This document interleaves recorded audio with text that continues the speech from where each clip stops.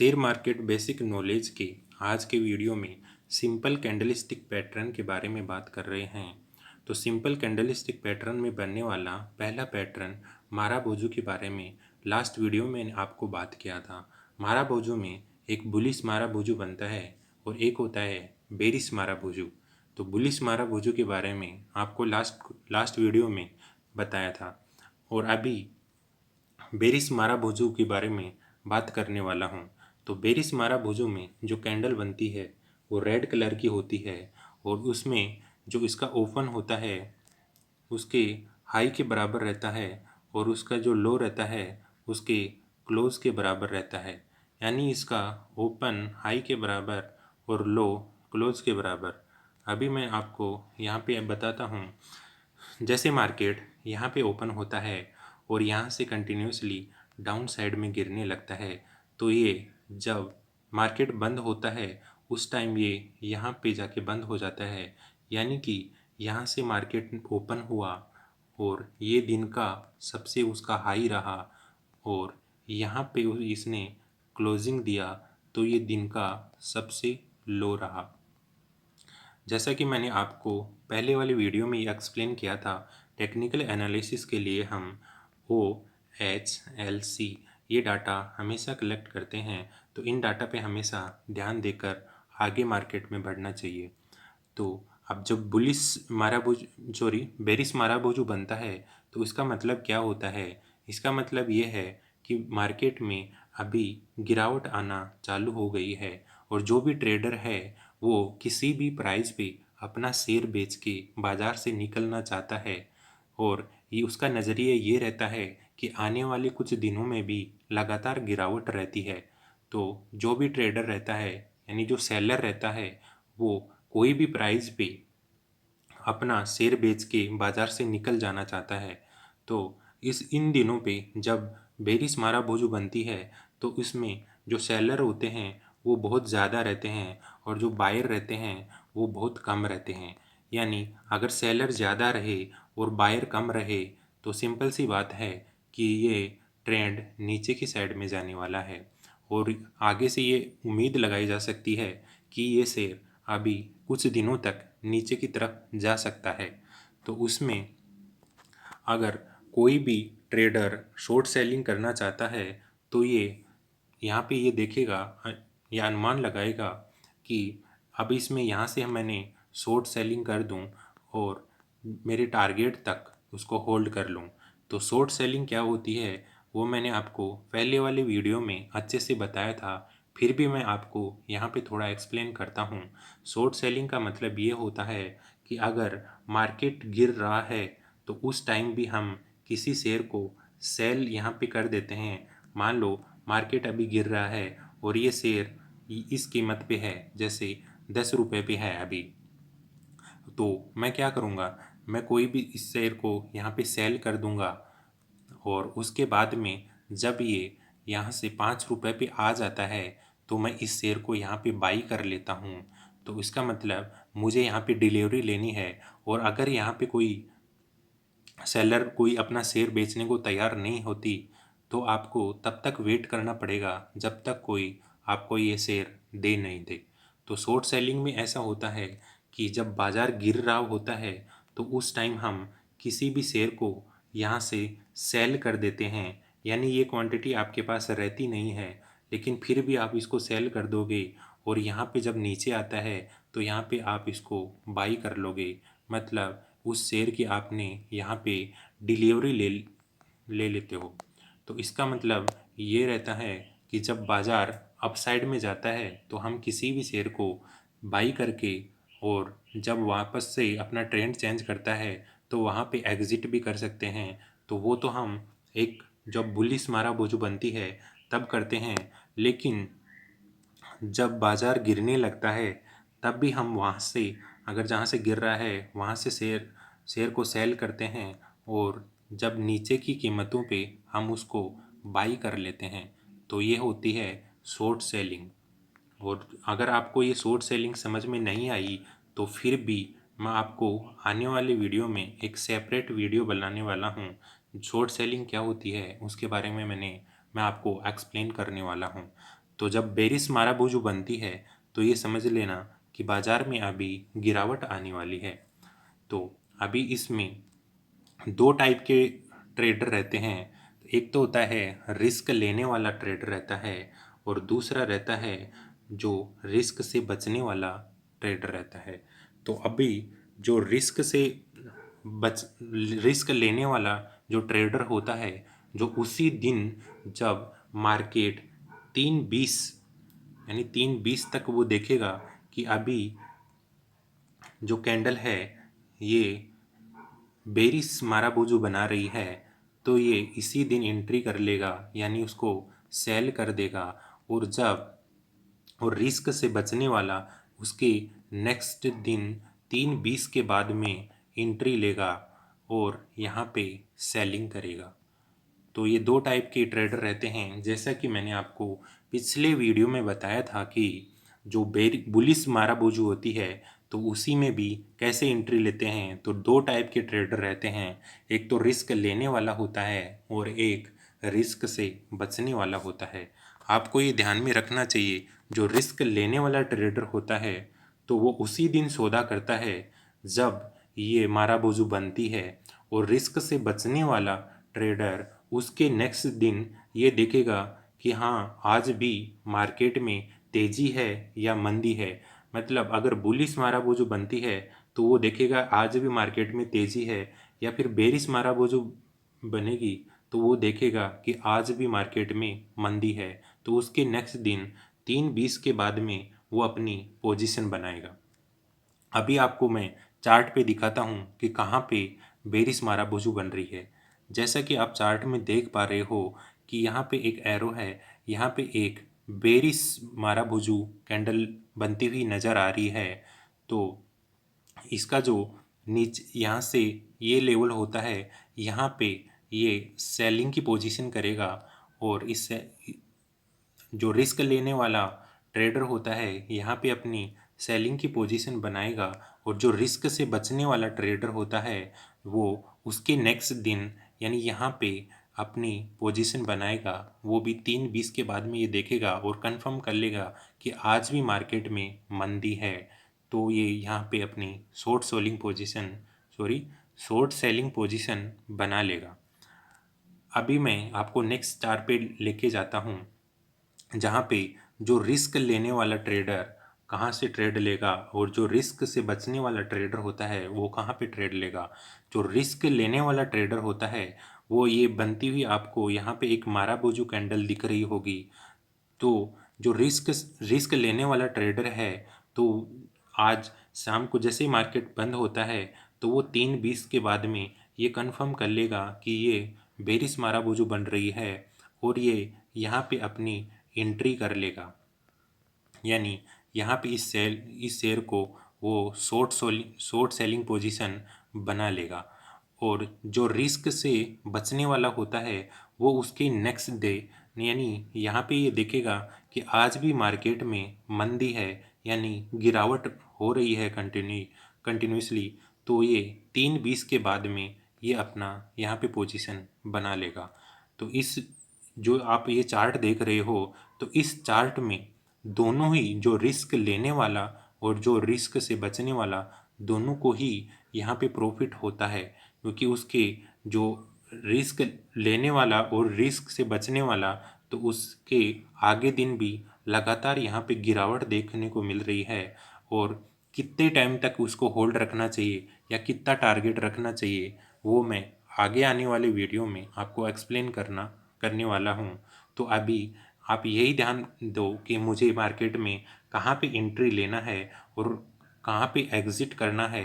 Exit वाली position मैं आपको नेक्स्ट आने वाले वीडियो में समझा दूंगा, लेकिन कैंडलस्टिक पैटर्न के आधार पर कहाँ पे एंट्री ली जाती है और कहाँ पे एग्ज़िट किया जाता है ये सब कुछ एक्सप्लेन करने वाला हूँ। तो कैंडलस्टिक इस पैटर्न में जो माराबूजू और उसका भी जो बेरिश माराबूजू है, तो उसमें जो रिस्क टेकर एंड जो रिस्क से बचने वाला होता है, इस चार्ट में दोनों को ही प्रॉफिट होता हुआ नज़र आ रहा है। और ये प्रॉफिट एक छोटे टाइम के लिए होता है, और जितना भी आपको प्रॉफिट मिलता है वो प्रॉफिट बुक करके निकल जाना ही बेहतर होता है। अभी बात करता हूँ जो रिस्क से बचने वाला ट्रेडर, उसको क्या फ़ायदे होते हैं। जैसा कि आप यहाँ पे एक माराबोजू कैंडल जो इस गोले में दिखाया गया है बनते हुए नज़र आ रही है। तो अभी जो रिस्क लेने वाला जो ट्रेडर होता है वो 3:20 पे बाद में ये कंफर्म करता है कि ये एक माराबोजू बन रही है, बेरिश माराबोजू है, तो ये यहाँ पे अपना शॉर्ट सेलिंग पोजीशन बना लेगा। और जो रिस्क से बचने वाला इस चार्ट में तो अपना सौदा करता ही नहीं है। तो उसके नेक्स्ट डे होता क्या है कि अगर ये यहाँ पे अपना पोजीशन बनाता है और फिर उसके बाद में नेक्स्ट दिन देखता है और स्टॉप लॉस उसको यहाँ पे रखता है स्टॉप, तो नेक्स्ट दिन देखता है कि इस मार्केट में वापस से ऊपर की साइड में रिवर्स होने लगा, तो उसको यहाँ पे इतना ये अपना स्टॉप लॉस बुक कर लेगा और इसको लॉस हो जाएगा। और जो रिस्क से बचने वाला होता है वो तो इस ट्रेड में, इस चार्ट में ट्रेड करेगा ही नहीं। अभी मैं आपको बात करता हूँ कि इसके ट्रैप होता है जो उससे कैसे बचना चाहिए। जो इसका जो ट्रेड होता है तो उससे बचने के क्या है, कैसे बचना चाहिए। तो उसके लिए मैं आपको ये एक्सप्लेन करता हूँ कि जैसा कि मैंने आपको फर्स्ट वीडियो में ये बताया था कि अगर बहुत ही ज़्यादा लंबी कैंडल बनती है, वो चाहे बेरिश हो या फिर बुलिश कैंडल हो, तो इन कैंडल से हमेशा बचना चाहिए। इन कैंडल का मतलब क्या होता है, अगर बहुत बड़ी कैंडल बनती है इसका मतलब ये होता है कि आज के दिन इसमें जो बाइंग बाइंग एंड जो सेलिंग हुई थी ये बहुत ज़्यादा हुई है। तो बहुत ज़्यादा कैंडल बन रही है, लंबी कैंडल बन रही है, तो उसमें आपको ये सोचना चाहिए कि इसमें बाइंग एंड सेलिंग बहुत ही ज़्यादा हुई है।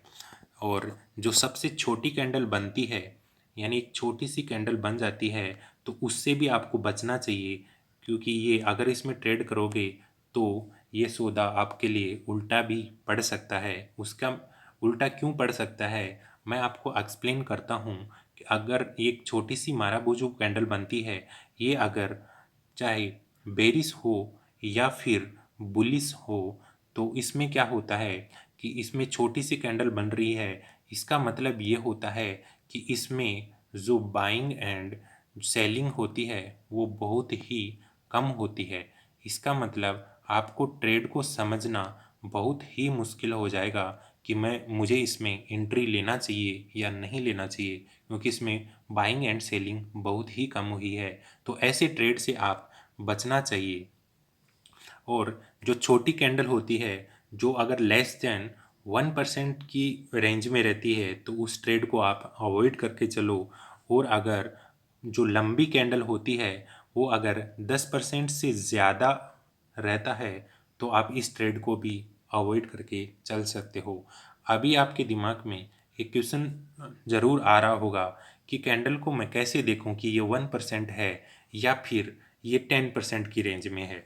इसका सिंपल सा समझने का तरीका ये होता है, जैसे कि आपको चार्ट में या फिर किसी भी जो आपके पास जो भी अकाउंट है जहाँ पे भी आप देखते हो, तो उसमें उस दिन आपको ये दिखाएगा कि कोई भी शेयर होता है जो आपको या तो 0.1% फिर पॉइंट 2% या फिर 3% ऐसे आपको देखने को नज़र आएगा।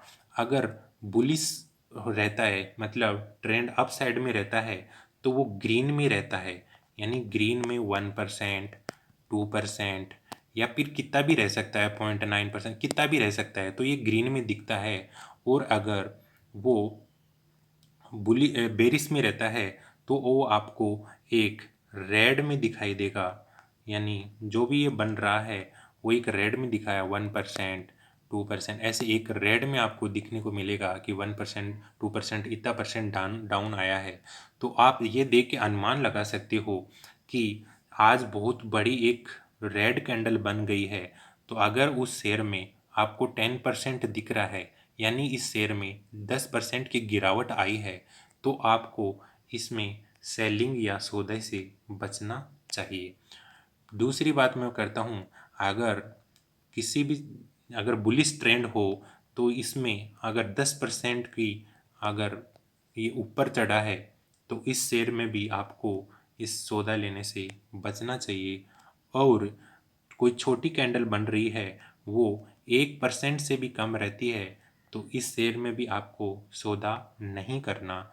और जब बेरिश माराबूजू बनती है और वह भी अगर 1% से कम रहती है तो इसमें भी आपको सौदा करने से बचना चाहिए। तो मैं आशा करता हूँ कि आपको मेरे द्वारा समझाया गया मेरे द्वारा जो ये एक्सप्लेन किया गया अच्छे से समझ में आया होगा। फिर भी कोई भी आपको डाउट रहता है तो मुझे कमेंट करके बता सकते हो, मैं आपको एक्सप्लेन करने की कोशिश करूँगा।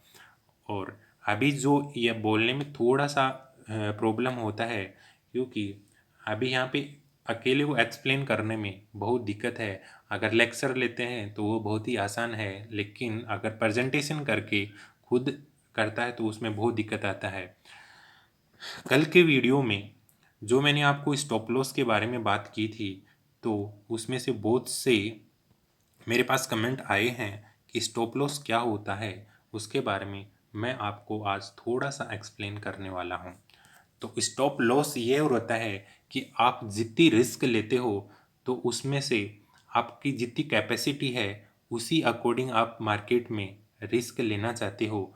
लेकिन ऐसा तो नहीं है कि मार्केट में आप 100% रिस्क ले लो। जैसे कि आपने कोई भी शेयर में एग्जाम्पल यहाँ पे हम लेते हैं, अभी कोई शेयर 100 रुपये पे ट्रेड कर रहा है यानी उसकी करंट मार्केट प्राइस 100 रुपये पे है और यहाँ पे एक अच्छा कैंडलस्टिक पैटर्न भी बन रहा है और आप इसमें अभी एंट्री लेना चाहते हो तो उसका मतलब क्या रहेगा। तो आप ये तो है नहीं कि आप ये 100 रुपये के 100 रुपये रिस्क लेके लगा दो। इसका मतलब ये नहीं, उसकी जो अपनी रिस्क रहती है उसको कम करने के लिए हम स्टॉप लॉस का यूज़ करते हैं। अगर मार्केट में आप स्टॉप लॉस यूज़ नहीं करते तो आपकी जो रिस्क रहती है वो एक 100% रिस्क बन जाती है। तो अगर सौदा उल्टा पड़ गया तो मार्केट में आपको 100% का भी लॉस हो सकता है। उससे बचने के लिए हम यहाँ पे स्टॉप लॉस का काम में लेते हैं। अब स्टॉप लॉस लगाते कैसे हैं अभी मैं आपको एक्सप्लेन करता हूँ।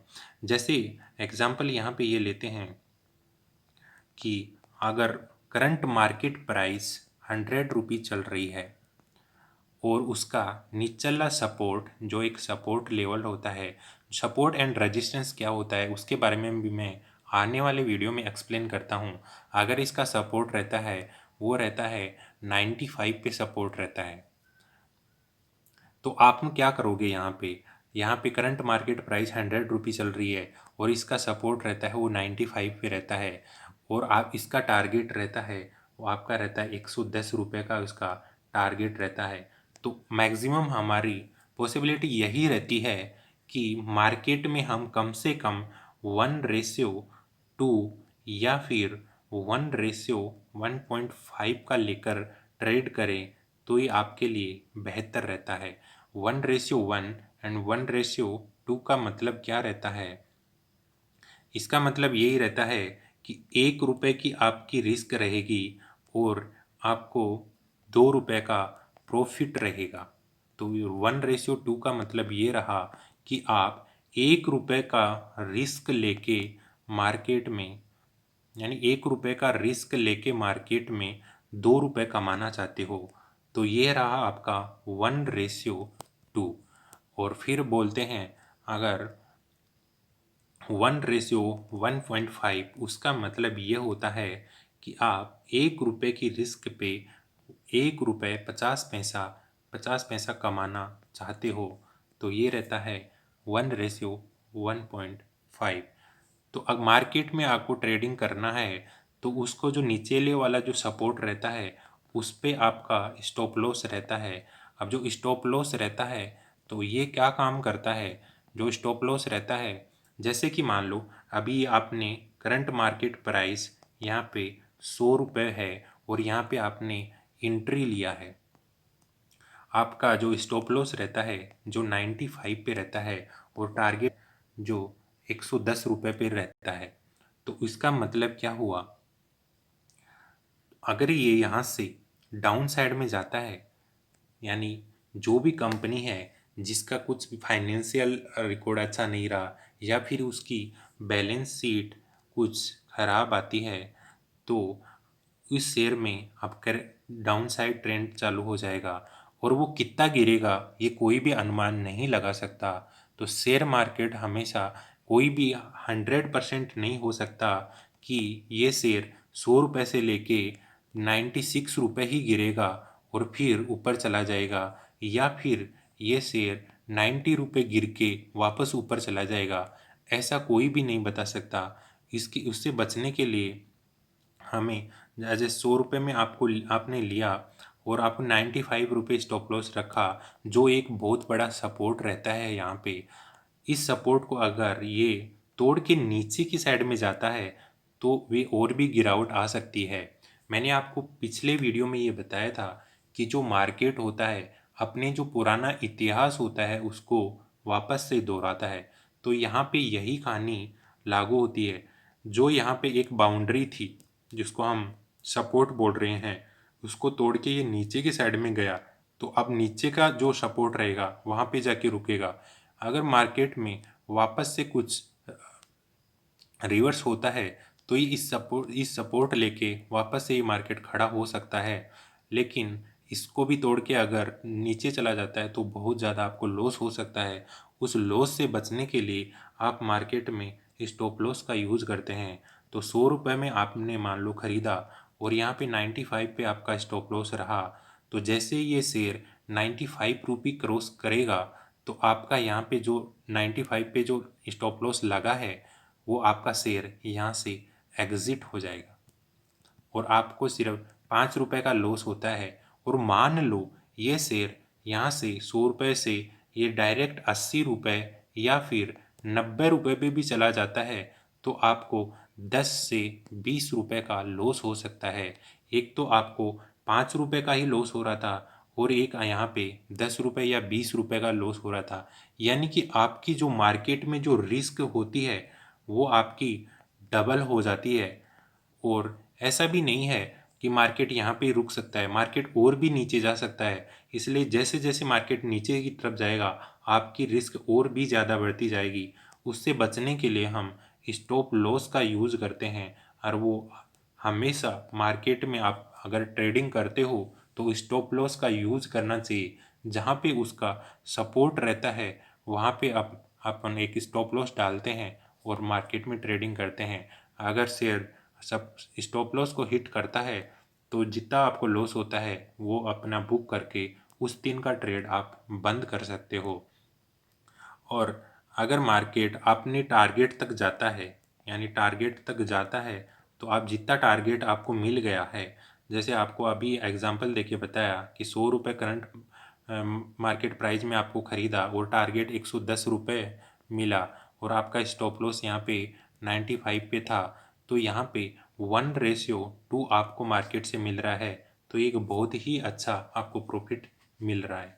तो स्टॉप लॉस का मतलब यही रहता है कि आपको जो मार्केट में जो रिस्क रहती है वो कम से कम हो जाती है, ज़्यादा से ज़्यादा रिस्क नहीं रहती। बिना स्टॉप लॉस के अगर आप ट्रेडिंग करोगे तो आपको आपकी जो रिस्क रहती है बहुत ही ज़्यादा रह जाती है।